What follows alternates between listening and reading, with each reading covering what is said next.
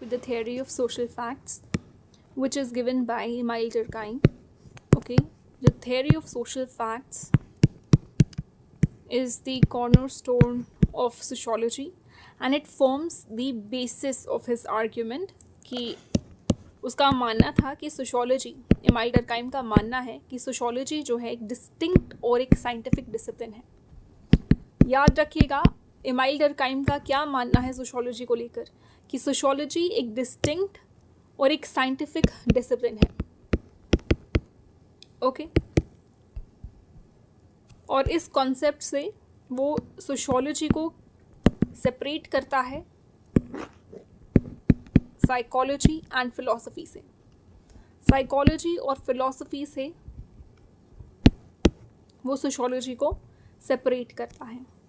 Now let us understand the meaning of social facts, कि social facts का मतलब क्या है. ठीक है, सो इमाइल डरकाइम की बात कर रही हूँ. What does Emile Durkheim meant by social facts? So Emile Durkheim defines social facts as ways of acting. Emile Durkheim defines social facts as ways of acting, thinking and feeling external to the individual. External to the individual. And endowed with the power of coercion, by which they exercise control over him.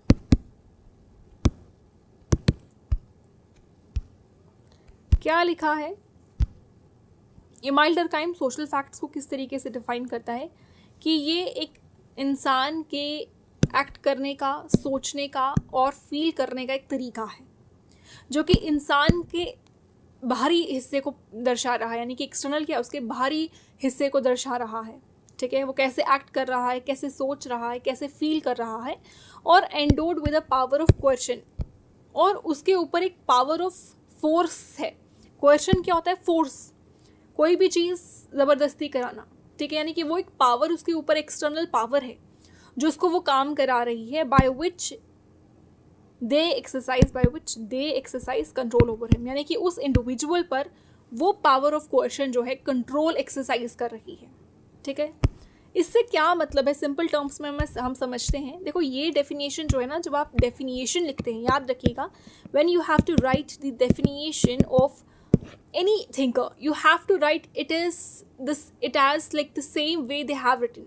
You cannot mold their words, you cannot write it on your own. अगर आप ऐसे लिख रहे हो कि according to Emile Durkheim, ठीक है, according to Emile Durkheim social facts mean this, तो वो inverted commas close यहाँ से start होगा, inverted commas close करके आपको बिल्कुल वैसे ही लिखना है. एज इट इज़ वैसा ही लिखना है जैसा उन्होंने कहा है. You can not mould your language. लेकिन जब आप उसको सिंपल टर्म्स में या इस तरीके से लिख रहे हैं कि वी कैन अंडरस्टैंड इट, तो आप वहाँ पर अपनी लैंग्वेज में लिख सकते हो. अब इससे हम सिंपल टर्म्स में समझते हैं कि क्या है सोशल फैक्ट्स का मतलब. देखो, सोशल फैक्ट्स ना वो सोशल फोर्सेस हैं. सोशल फैक्ट्स क्या है? ये वो सोशल फोर्सेस हैं दैट शेप इंडिविजुअल बिहेवियर, जो एक इंडिविजुअल के बिहेवियर को शेप करता है. ठीक है, रिगार्डलेस ऑफ पर्सनल विशेस,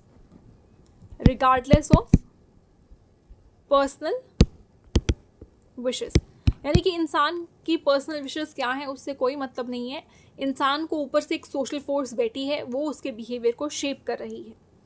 ठीक है, देखो, डरकाइम जो था ना, डरकाइम की अगर हम बात करते हैं, Durkheim was highly influenced by approach of natural science.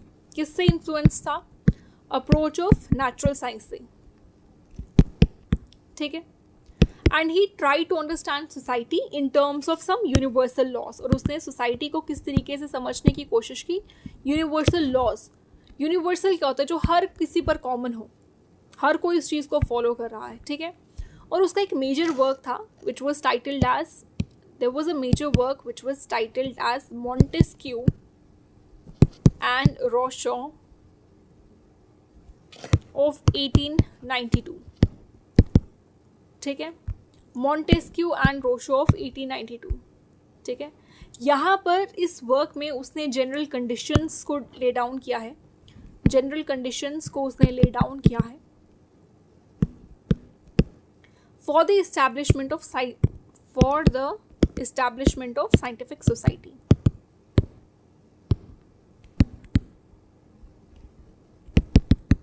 Okay, उसने एक जनरल कंडीशन इस बुक में, ये जो उसका वर्क था मॉन्टेस्क्यू एंड रोशो ऑफ 1892, इसमें उसने जनरल कंडीशंस बताई कि जो ज़रूरत हैं, जिनकी हमें ज़रूरत है साइंटिफिक सोसाइटी को इस्टेब्लिश करने में. ठीक है, और उसके अकॉर्डिंग एक सोशल साइंस में 5 कंडीशंस होनी चाहिए. According to him, according to Durkheim, social science, एक सोशल साइंस में 5 कंडीशंस होनी चाहिए. Should have 5 conditions. ओके, वो 5 कंडीशंस हम लिखते हैं. तो you can write social science should have 5 conditions which are as follows. The very first was that he dealt with the specific subject matter. उसने किस काम से डील किया? स्पेसिफिक सब्जेक्ट मैटर से उसने डील किया. And not the total knowledge. Not the total knowledge. देखो, उसने एक साइंटिफिक सब्जेक्ट, हम बात कर रहे हैं ना कि उसने सोशियोलॉजी को साइंटिफिक स्टडी के तौर पे बताया है, और हम उसका एक कंडीशन सोशल साइंस की ये बता रहे हैं कि उसने एक स्पेसिफिक सब्जेक्ट मैटर को पढ़ा है. उसने टोटल नॉलेज, उसके आस पास क्या हो रहा है, उसने उसका टोटल नॉलेज नहीं लिया. जो भी सोसाइटी में उसके आस पास हो रहा है, it is not bothered with the total knowledge of that what is happening around the society. उसने एक स्पेसिफिक सब्जेक्ट मैटर पे फोकस किया. ठीक है. सेकेंड पॉइंट है कि social science should aim at identifying. Emile Durkheim का मानना था कि social science should aim at identifying the general types rather than describing the individual types. Rather than describing the individual types. Okay. उसने किस चीज़ पे M किया? उसने इस चीज़ पे फोकस किया है कि मैं सोसाइटी या एक जो भी है, मैं एक जनरल टाइप देखूं जो हर किसी के लिए आम हो. मैं किसी एक इंडिविजुअल टाइप को डिस्क्राइब नहीं करूँगा. जैसे कि अगर हम देखेंगे सोसाइटीज़ मैक्रो है, हम एट लार्जर लेवल पे सोसाइटी को देख रहे हैं जो हर किसी के लिए कॉमन है ना. हम माइक्रो स्टडी नहीं कर रहे हैं. इस सोसाइटी को भी एक फोकस होकर माइक्रो लेवल पे स्टडी नहीं कर पाते हैं. तो उसने इसी चीज़ पे फोकस किया है. मैक्रो समझ लो, क्योंकि मैक्रो ही एक जनरल तरीके से डिस्क्राइब करता है. ओके. थर्ड है, जो एक थर्ड कंडीशन दी थी, उसने कहा था कि social science should have a definite. Social science की एक डेफिनेट और एक ऑब्जर्वेबल फील्ड होनी चाहिए, और एक ऑब्जर्वेबल फील्ड होनी चाहिए to explore, to study the objective reality. जब आपको एक ऑब्जेक्टिव रियलिटी को पढ़ना है, समझना है, तो वो बिल्कुल डेफिनेट होनी चाहिए, ऑब्जर्वेबल होनी चाहिए. एक ऑब्जर्वेबल फील्ड. आप कैसे पता लगाओगे कि ऑब्जेक्टिव है? जब वहाँ आप ऑब्जर्व कर सकोगे, वहाँ पर कोई सब्जेक्टिवनेस नहीं होनी चाहिए. तो उसके लिए क्या होना चाहिए? उसके लिए हमारे पास एक ऑब्जर्वेबल फील्ड होनी चाहिए, ताकि हम एक्सप्लोर कर सकें, स्टडी कर सकें जो ऑब्जेक्टिव रियलिटी है सोसाइटी की. Okay. Now what is the fourth point that he has focused on? He talked about that social science should yield general principles. General principles को yield करना चाहिए social science. ठीक है. या फिर उनके पास ऐसे laws होने चाहिए to create a universal theory, to create a universal theory. ठीक है. Social science जो है वो general principles को yield करनी चाहिए, या उसके पास ऐसे लॉज होने चाहिए जो कि क्रिएट करे एक यूनिवर्सल थियोरी को. ठीक है, एक यूनिवर्सल थियरी को क्रिएट करे। यूनिवर्सल क्या होता है कि जो सब पर लागू होता है ना, हम कहते हैं ना कि ये एक यूनिवर्सल लॉ है जो कॉमन टू ऑल है, ठीक है। नेक्स्ट इज सोशल साइंस कैसे मेथड्स को यूज़ करने चाहिए। उसका मानना था कि सोशल साइंस को उन मेथड्स को यूज़ करना चाहिए जो कि नेचुरल साइंसेस से मिलते हैं, ठीक है। Use methods similar to natural science. क्यों? क्योंकि वो सोशियोलॉजी को एक साइंटिफिक डिसिप्लिन मानता था, तो इसलिए कह रहा था कि सोशल साइंस ऐसी होनी चाहिए और ऐसे मेथड्स को यूज़ करनी चाहिए जो नेचुरल साइंस से सिमिलर हो, जो नेचुरल साइंस के मेथड्स को यूज़ करे, ठीक है। C Durkheim further clarified the scope and methodology of sociology. उसने मेथडोलॉजी जो सोशियोलॉजी की है, जो स्कोप है, वो उसने फर्दर क्लैरिफाई किया था अपनी बहुत ही इंपॉर्टेंट बुक में, जो कि जिसका नाम है the rules of sociological method 1895. This is a very important book where he actually has clarified the scope and methodology of sociology. Okay?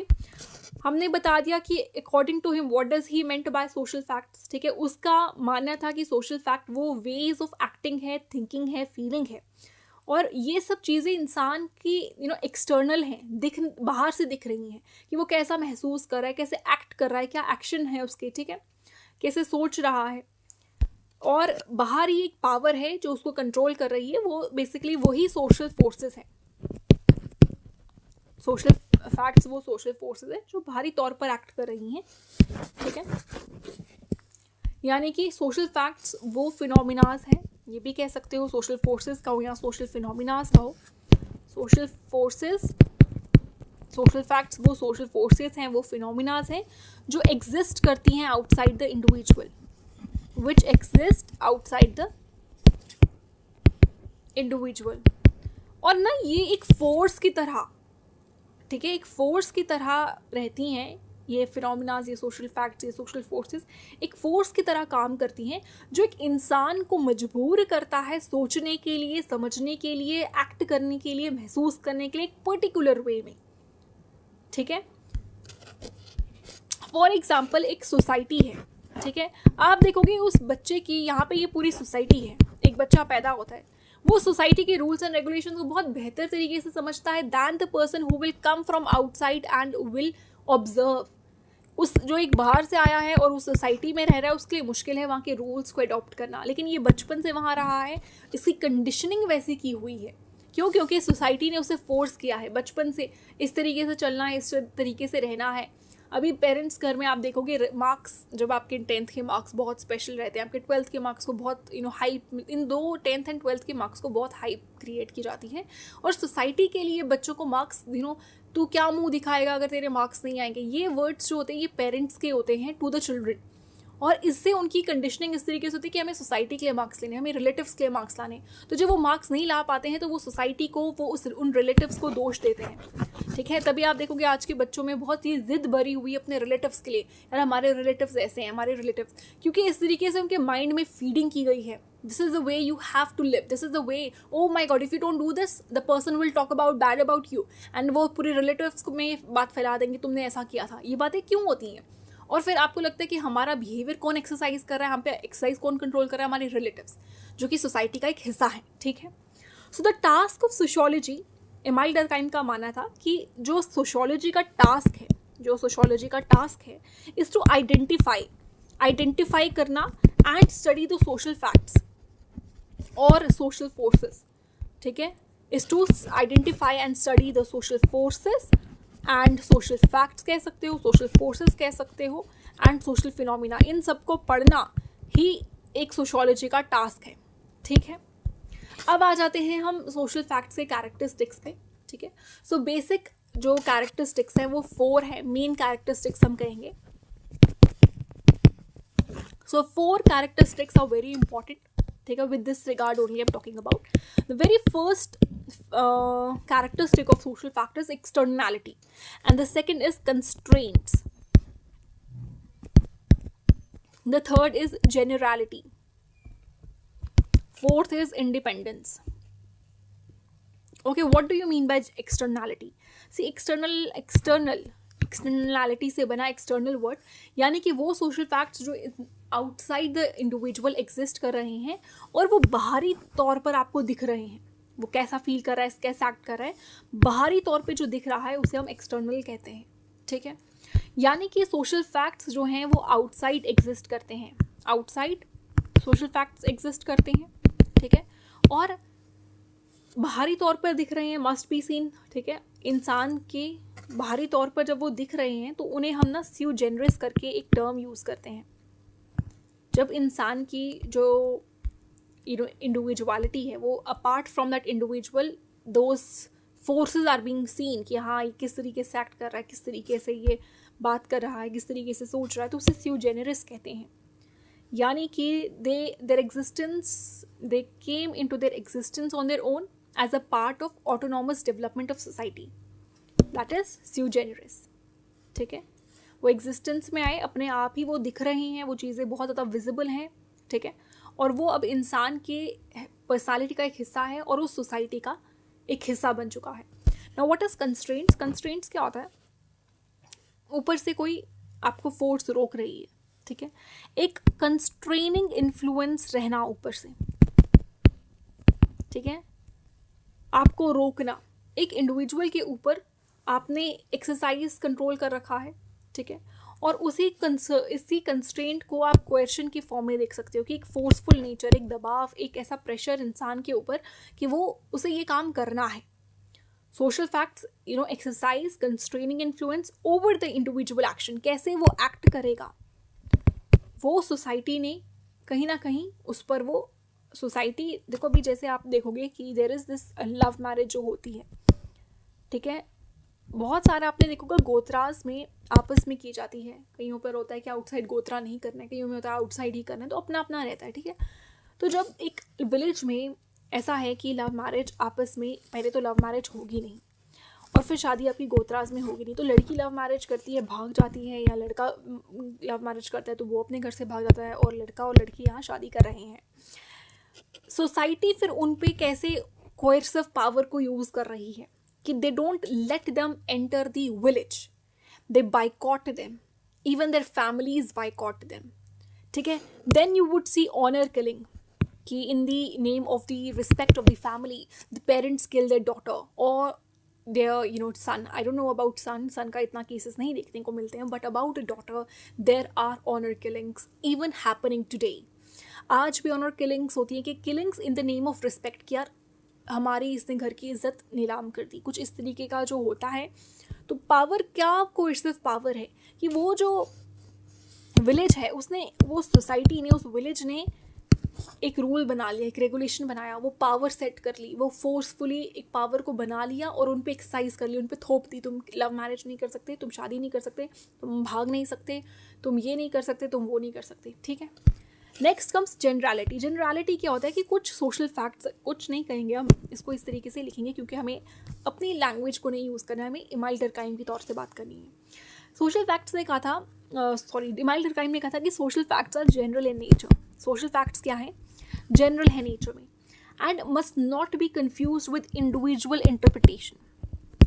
जब हम किसी इंसान को देखते हैं, ठीक है, हम उसका एक इंडिविजुअल इंटरप्रिटेशन करते हैं, एक इंडिविजुअल फैक्ट्स को नहीं देखना है हमें, यानी कि हम एक इंडिविजुअल फैक्ट को नहीं देखेंगे, हम जनरल को कंसिडर करेंगे, ठीक है। जैसे डरकाइम ने रिलीजन को पढ़ा है, तो डरकाइम ने एक स्पेसिफिक रिलीजन को नहीं पढ़ा है कि एक पर्टिकुलर रिलीजन को पढ़ूँ, मैं क्रिश्चियनिटी को पढ़ूँ या हिंदुइज्म को पढ़ूँ, इस्लाम को पढ़ूँ, उसने किसी पर्टिकुलर को नहीं, मतलब उसने एक अम्ब्रेला टर्म रिलीजन को पकड़ा है, उसे एक जनरल टाइप में समझाया है, उसने किसी रिलीजन पे टिप्पणी नहीं की है, उसने किसी रिलीजन को नहीं पढ़ा है।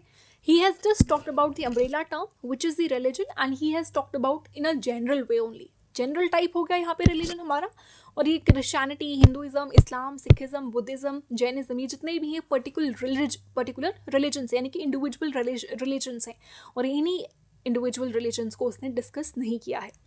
Next come independence. इंडिपेंडेंस से क्या मुराद? इंडिपेंडेंस का क्या मतलब है?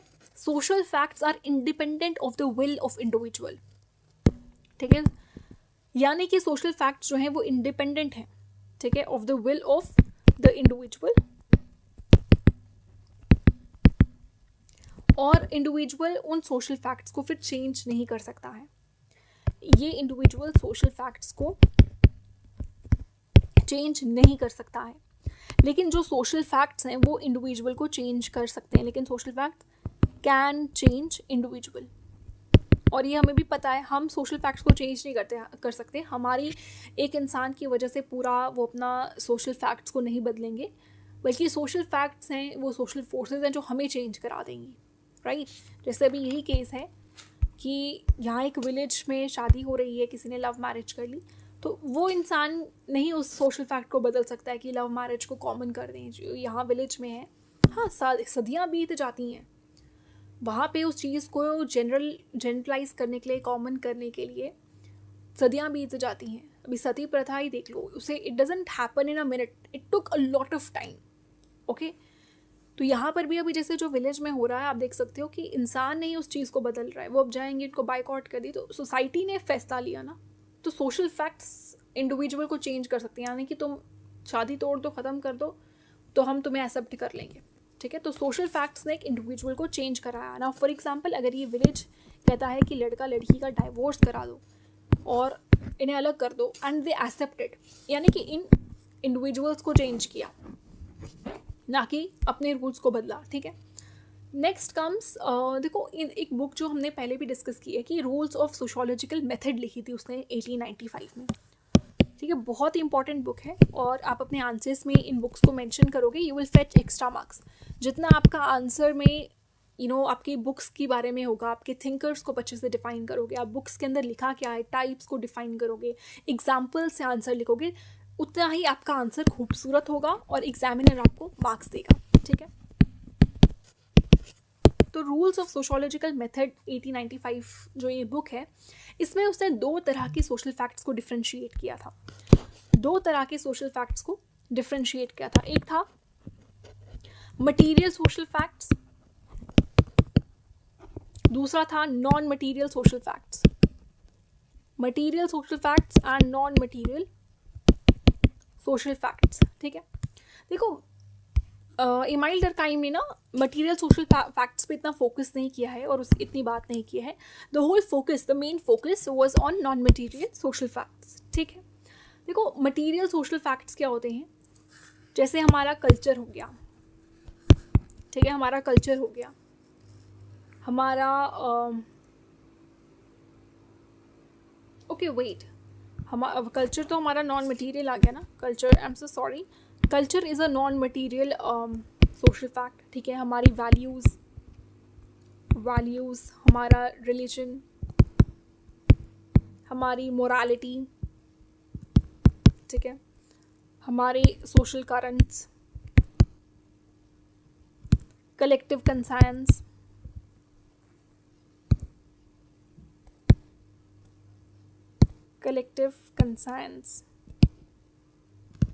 और याद रखिएगा, जो कलेक्टिव कंसाइंस है, this is the most important non material social fact, the most important. Collective conscience क्या होता है, किसी भी बिलीव्स का टोटलिटी, ठीक है, किसी भी बिलीफ की टोटलिटी मतलब आप पूरा काउंट कर रहे हो, जो कि common to members of society. एक सोसाइटी में जितने भी मेंबर्स हैं वो सब एक तरीके का सोचते हैं, एक तरीके से रहते हैं, एक तरीके से उनके बिलीव्स हैं। एक society which is common to all, हर किसी का सोचना एक है। तो जो टोटलिटी ऑफ बिलीव्स कह लो या सेंटिमेंट्स कह लो, common to members of society, ठीक है। इससे क्या होता है, ये एक सोसाइटी को इंटीग्रेट करके रखती है, इंडिविजुअल्स को आपस में जोड़ के रखती है, सोशल ऑर्डर को मेंटेन करती है। और ये आप देखोगे ट्रेडिशनल सोसाइटीज़ जो थी वहाँ पे बहुत स्ट्रॉन्ग था, ठीक है, ट्रेडिशनल सोसाइटीज़ में। And in the material social facts, कहाँ गया, in the material social facts आप कह सकते हो, इसकी एग्जांपल्स रहेंगी पॉपुलेशन डेंसिटी। Material density